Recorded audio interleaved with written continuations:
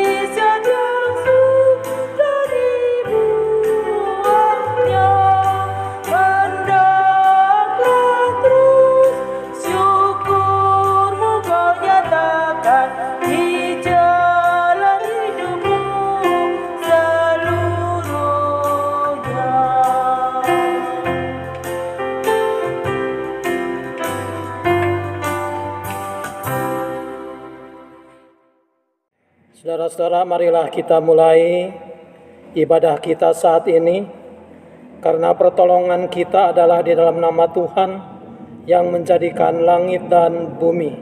Amin.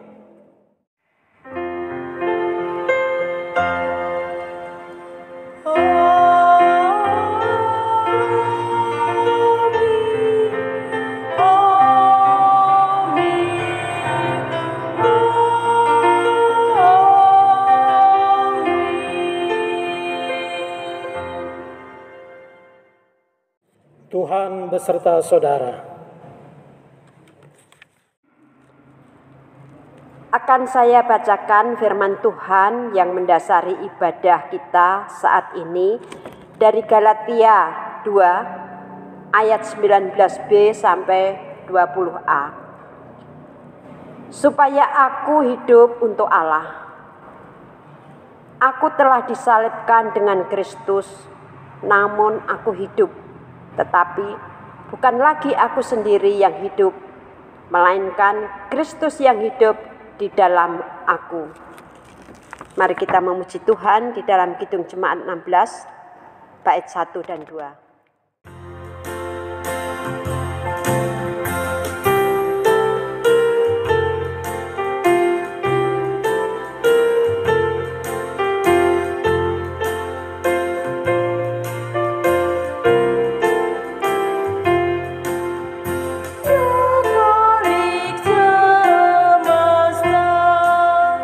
Umatmu tolonglah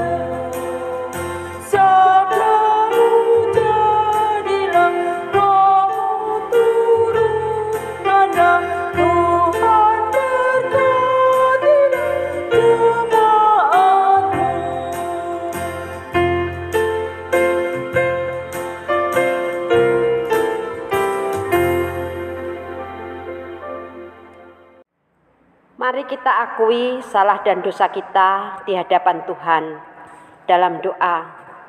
Saya beri kesempatan Bapak Ibu mengakui salah dan dosa dalam doa pribadi.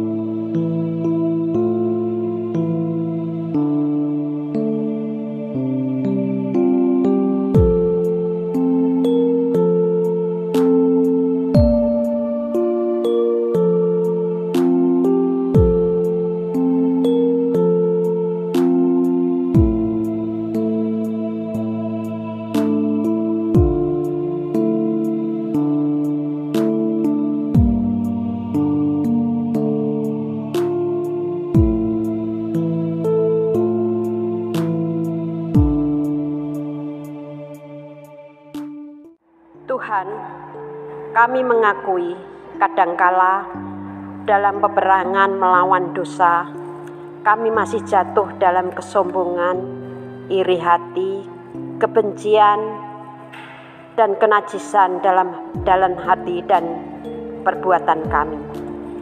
Kami sering kurang melekat kepadamu ya Tuhan. Kami kurang mendasari kepadamu ya Tuhan, sehingga kami mudah jatuh di dalam dosa. Tolonglah kami ya Tuhan, ampunilah akan segala dosa dan kesalahan kami. Di dalam nama Tuhan Yesus, kami berdoa dan mohon ampun. Amin.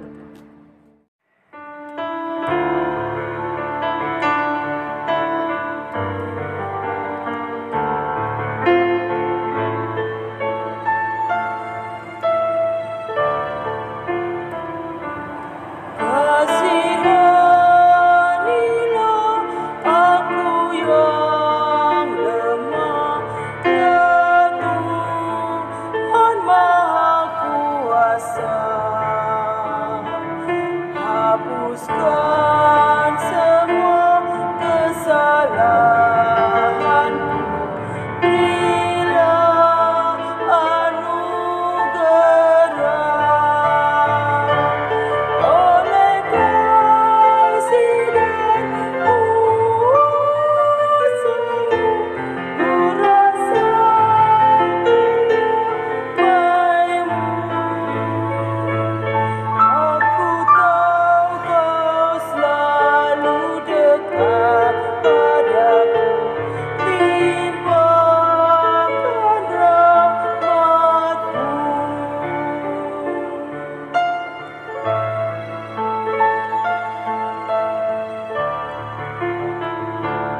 Kini aku sadari dosaku dan segala kekuranganku, namun kasih-Mu tetap padaku, sucikan diriku. Ku serahkan seluruh hidupku pada Tuhan yang benar.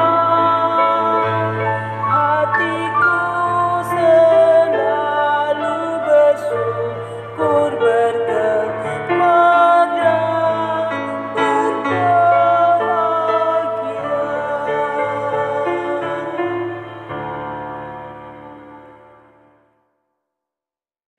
Setelah kita mengakui dosa-dosa kita di hadapan Tuhan, marilah kita dengar berita anugerah. Efesus pasal 2 ayat 8 sampai 9 dituliskan kepada kita. Sebab karena kasih karunia kamu diselamatkan oleh iman. Itu bukan hasil usahamu, tetapi pemberian Allah. Itu bukan hasil pekerjaanmu. Jangan ada orang yang memegahkan diri.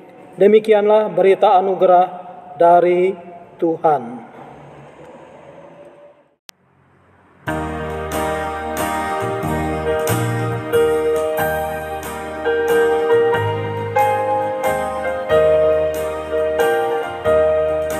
Engkau milikku abadi, segalanya bagiku. Di sepanjang ziarahku ingin ku bersamamu. Ku dekat padamu, ku dekat padamu. Di sepanjang ziarahku ingin ku bersamamu.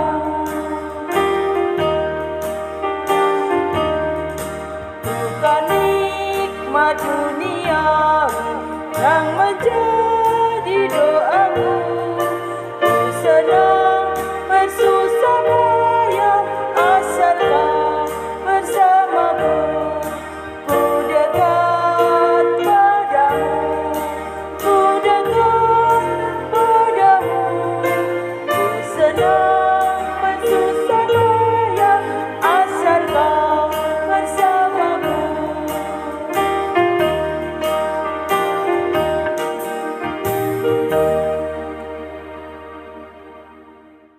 Marilah saudara-saudara, sebelum kita mendengar firman Tuhan, kita berdoa terlebih dahulu. Kami bersyukur kepadamu Bapa di surga, bahwa saatnya tiba bagi kami untuk mendengarkan firman Tuhan. Terangi akal budi hati kami, supaya kami dapat mengerti firman Tuhan. Beri kekuatan kepada kami, supaya kami juga mampu untuk melakukannya. Kami serahkan semua waktu pemberitaan firman Tuhan hanya ke dalam karya Roh Kudus. Dalam nama Tuhan Yesus kami berdoa. Amin. Saudara-saudara, sekarang kita akan membaca Alkitab kita dari Injil Yohanes pasalnya yang ke-6 ayat 51 sampai dengan yang ke-59. Yohanes 6 ayat 51 sampai dengan 59. Akulah roti hidup yang telah turun dari sorga. Jikalau seorang makan dari roti ini, ia akan hidup selama-lamanya. Dan roti yang kuberikan itu ialah dagingku, yang akan kuberikan untuk hidup dunia. Orang-orang Yahudi bertengkar antara sesama mereka dan berkata, bagaimana ia ini dapat memberikan dagingnya kepada kita untuk dimakan? Maka kata Yesus kepada mereka, Aku berkata kepadamu, sesungguhnya jikalau kamu tidak makan daging anak manusia dan minum darahnya, kamu tidak mempunyai hidup di dalam dirimu. Barang siapa makan dagingku dan minum darahku, ia mempunyai hidup yang kekal, dan aku akan membangkitkan dia pada akhir zaman. Sebab dagingku adalah benar-benar makanan, dan darahku adalah benar-benar minuman. Barang siapa makan dagingku dan minum darahku, ia tinggal di dalam aku, dan aku di dalam dia. Sama seperti Bapa yang hidup mengutus aku, dan aku hidup oleh Bapa, demikian juga barang siapa yang memakan aku, akan hidup oleh aku. Inilah roti yang telah turun dari sorga, bukan roti seperti yang dimakan nenek moyangmu, dan mereka telah mati. Barang siapa makan roti ini, ia akan hidup selama-lamanya. Semuanya ini dikatakan Yesus di Kapernaum ketika ia mengajar di rumah ibadat. Demikianlah pembacaan firman Tuhan. Yang berbahagia yang mendengarkan firman Allah dan yang mau memeliharanya. Haleluya.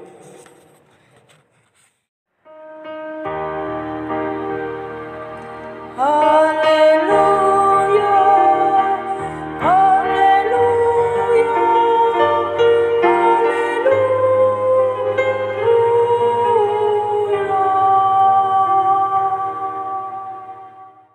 Saudara-saudara, tema kita adalah hidup bersama Tuhan.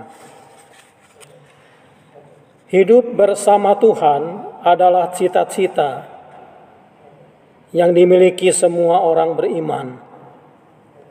Satu hal yang dirindukan oleh setiap orang percaya. Seperti barusan kita bersama-sama menyanyi nyanyian kerinduan dari pencipta lagu Engkau Milikku Abadi, Fanny J. Crosby. Saudara-saudara, di dalam nyanyian itu kita menemukan dua syair dari bait pertama dan bait yang kedua. Dikatakan di sana ada kata-kata, di sepanjang siarahku ingin ku bersamamu.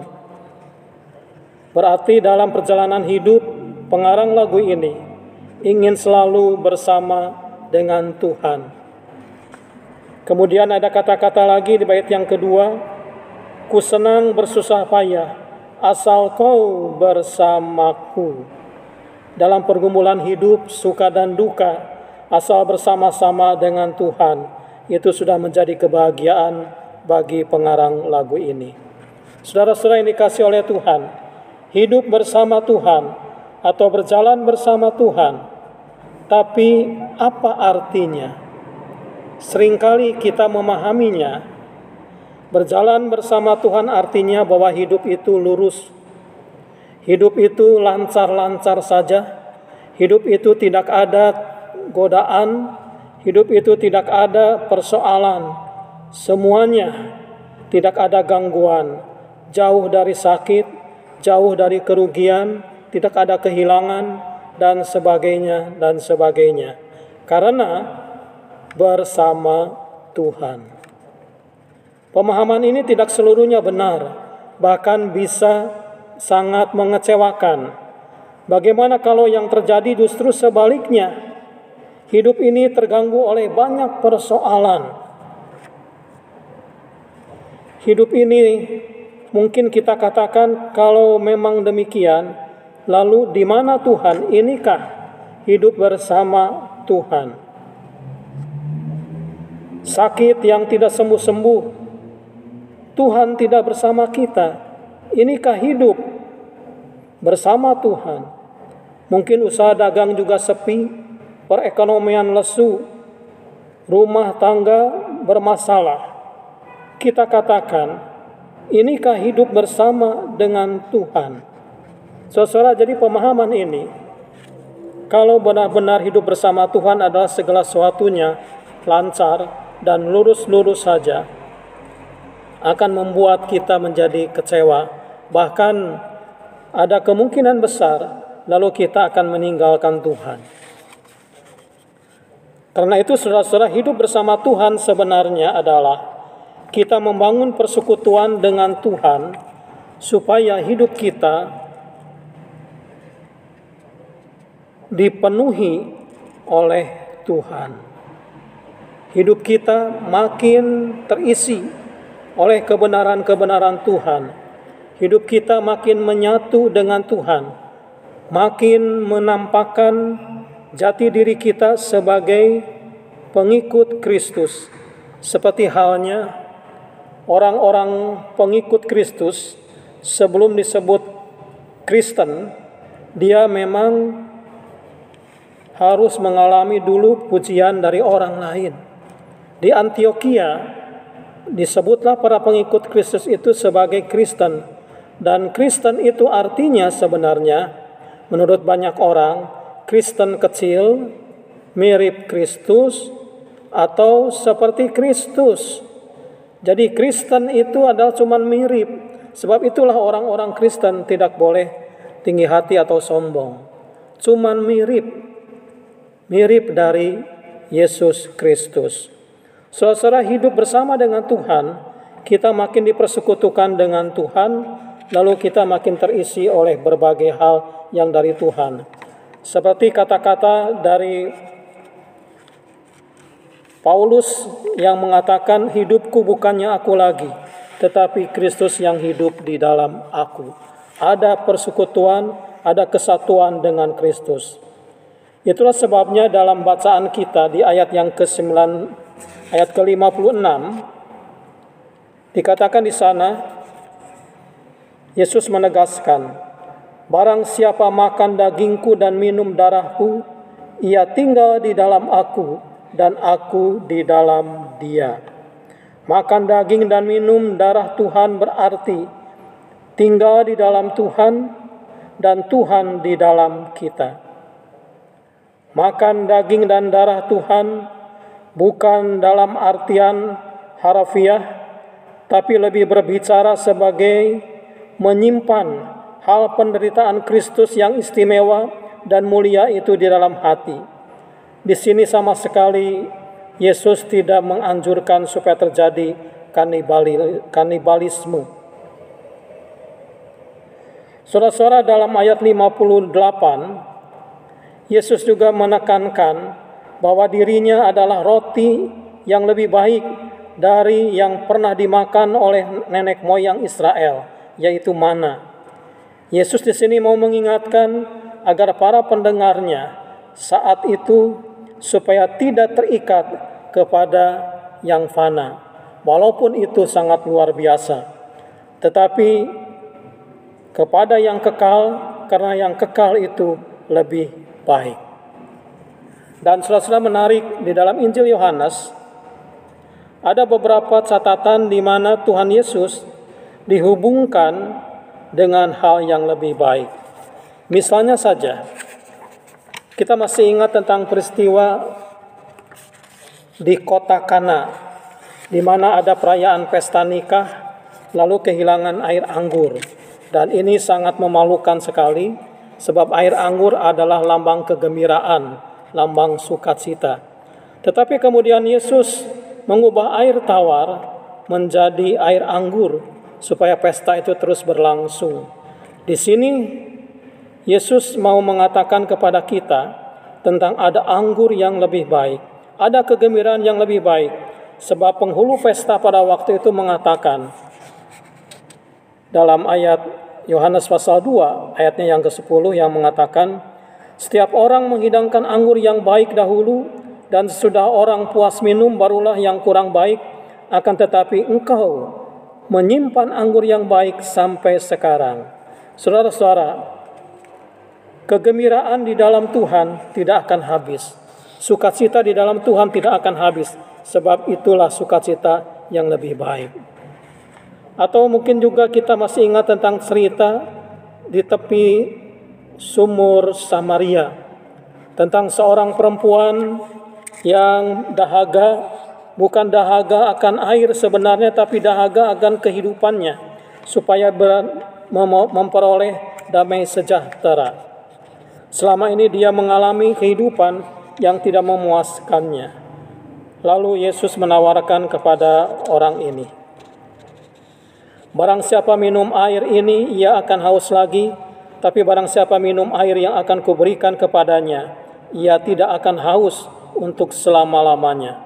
Sebaliknya, air yang akan kuberikan kepadanya akan menjadi mata air di dalam dirinya yang terus-menerus memancar sampai kepada hidup yang kekal. Ada air yang lebih baik, pemuas, penyegar yang lebih baik, itulah di dalam Kristus. Setelah itulah dua contoh di dalam Alkitab di mana Yesus dihubungkan dengan peristiwa-peristiwa mengenai hal yang lebih baik. Karena itu, hidup bersama Tuhan atau hidup bersama Kristus berarti menerima hidup yang lebih baik. Hidup menjadi penuh dengan hal-hal mengenai Kristus. Makan daging dan minum darah Tuhan berarti mengisi diri kita, pikiran kita, angan-angan kita, hati kita, perasaan kita, dan apa saja yang ada pada diri kita dengan pikiran tentang Kristus. Dan kemudian kita akan tampil sebagai pribadi-pribadi yang memiliki sifat-sifat Kristus. Kasih Kristus, kesabaran Kristus, kelemah lembutan Kristus, kesetiaan Kristus, ketekunan dalam menanggung derita seperti Kristus akan menjadi juga bagian hidup kita. Itulah sebabnya makan dan minum daging dan darah Tuhan yang diartikan dengan hidup bersama dengan Tuhan membuahkan hidup kita menjadi lebih baik. Dalam menghadapi tantangan kehidupan, reaksi apa yang akan kita muncul kalau diri kita dipenuhi dengan hal-hal Kristus? Pasti kita akan berpikir seperti apa Yesus memikirkannya.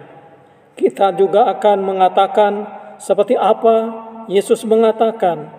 Kita juga akan bertindak seperti apa Yesus akan bertindak terhadap satu situasi yang sedang dihadapi.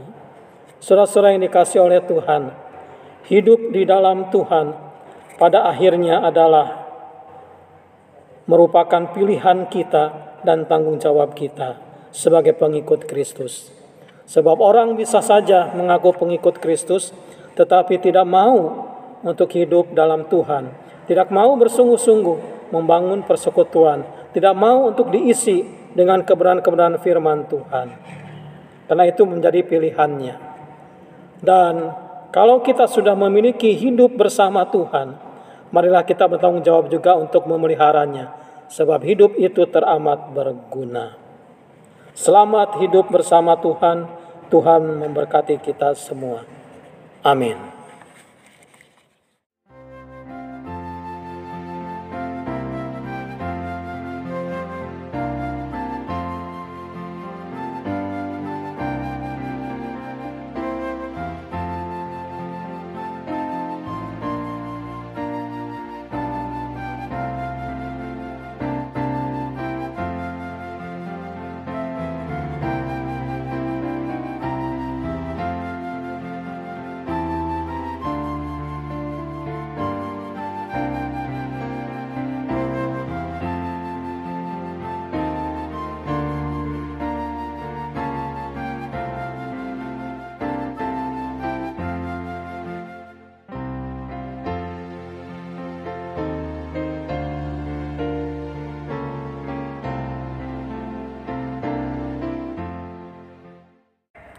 Pengakuan iman. Marilah kita bersama dengan gereja dari segala abad dan tempat mengakui iman kita menurut pengakuan iman rasuli. Aku percaya kepada Allah, Bapa yang Maha Kuasa, Khalik langit dan bumi, dan kepada Yesus Kristus, Anak-Nya yang tunggal Tuhan kita, yang digandung daripada Roh Kudus, lahir dari anak darah Maria, yang menderita sengsara di bawah pemerintahan Pontius Pilatus, disalibkan, mati dan dikuburkan, turun ke dalam kerajaan maut. Pada hari yang ketiga, bangkit pula dari antara orang mati, naik ke surga, duduk di sebelah kanan Allah, Bapa yang Maha Kuasa. Dan dari sana Ia akan datang untuk menghakimi orang yang hidup dan yang mati. Aku percaya pada Roh Kudus, gereja yang kudus dan am, persekutuan orang kudus, pengampunan dosa, kebangkitan orang mati, dan hidup yang kekal. Amin. Saudara-saudara, marilah kita akan menaikkan doa syafaat kita. Bapa di surga, sekarang kami bersyukur juga sebab ada kesempatan bagi kami untuk menaikkan doa syafaat kami. Tuhan, kami ingin berdoa untuk saudara-saudara kami yang sedang sakit, mereka yang terpapar karena COVID-19 ini. Kiranya Tuhan memberikan kekuatan untuk bersabar di dalam mengupayakan satu penyembuhan. Tuhan kiranya memberikan juga rasa percaya kepada Tuhan, dijauhkan dari kecemasan, dijauhkan dari ketakutan, tapi biarlah boleh bersukacita bersama-sama dengan Tuhan. Kami juga berdoa untuk pemerintah kami, secara khususnya di kota Wonogiri, yang juga sedang mencoba untuk mencoba untuk mengatasi agar COVID-19 ini tidak makin meluas, tetapi makin mereda, dan kemudian kehidupan akan kembali berjalan dengan normal. Berkati ya Tuhan supaya semuanya bisa berjalan dengan baik. Kami juga berdoa untuk gereja-gereja yang menyelenggarakan ibadah online supaya boleh dinikmati oleh segenap anggota jemaatnya, sehingga dengan demikian jemaat tetap mendapatkan makanan rohani. Terima kasih Bapa di surga, kami naikkan doa syafaat ini di dalam nama Tuhan Yesus Kristus. Amin. Persembahan. Tiba saatnya kita akan memberi persembahan sebagai ungkapan syukur kita.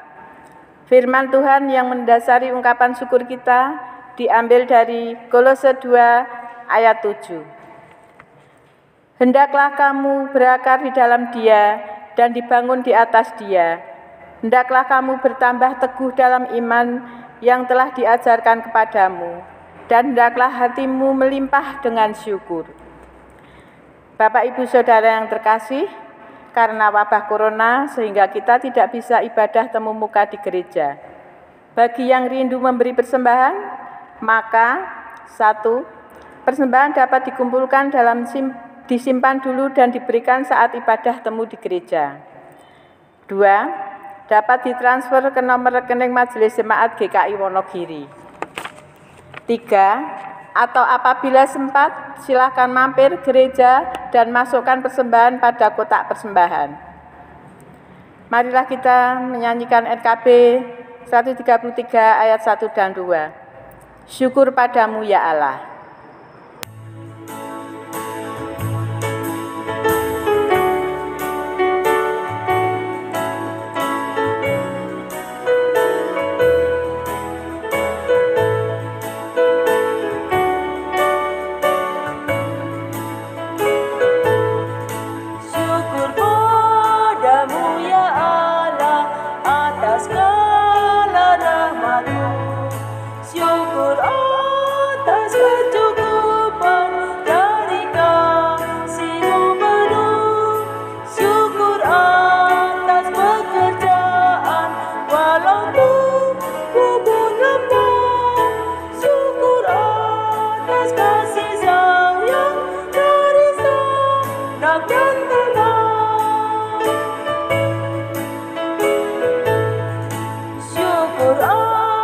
Keluarga penuh kasih yang mesra, syukur atas perhimpunan yang memberi sejahtera, syukur atas kekuatan kala luka dan kesal, syukur atas pengharapan ini dan selamanya.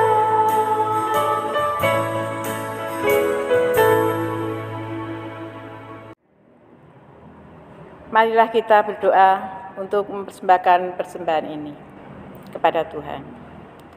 Tuhan Allah yang Maha Baik, Tuhan yang kami sembah di dalam nama Tuhan kami Yesus Kristus. Tuhan, pada kesempatan hari ini kami anak-anak-Mu menghadap kehadirat-Mu, mengucap syukur dan terima kasih. Tuhan telah pimpin dalam kehidupan kami hari lepas hari, dan Tuhan telah memberkati dalam pekerjaan, dalam usaha-usaha kami ya Tuhan. Dan kesempatan ini Tuhan kami membawa persembahan, kiranya Tuhan sucikan uang persembahan ini. Dan kami juga berdoa ya Tuhan untuk para majelis yang mengelola uang persembahan ini, kiranya Tuhan beri kebijaksanaan supaya uang persembahan ini dapat digunakan sesuai dengan kehendak-Mu ya Tuhan. Ampuni ya Tuhan akan segala dosa dan kesalahan kami apabila di dalam mempersembahkan uang persembahan ini terselip dosa dan kesalahan. Di dalam nama Tuhan kami Yesus Kristus kami telah berdoa dan mengucap syukur. Amin.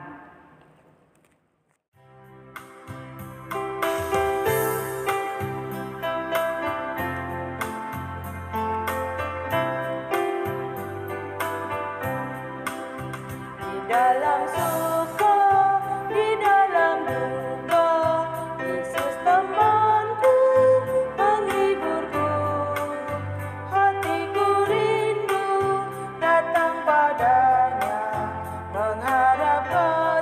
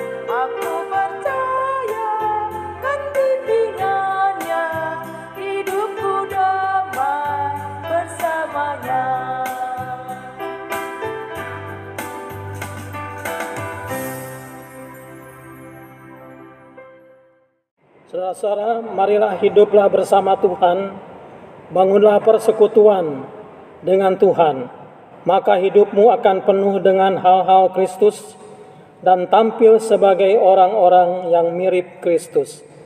Dan terimalah berkat Tuhan.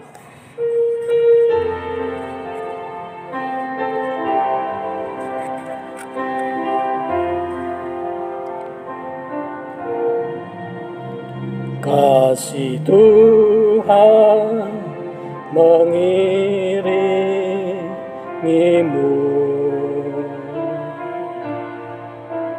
dan sayapnya melindungimu.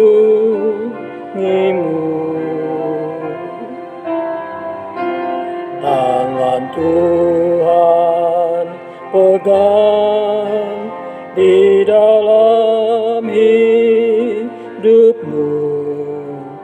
majulah dalam terang kasih-Nya.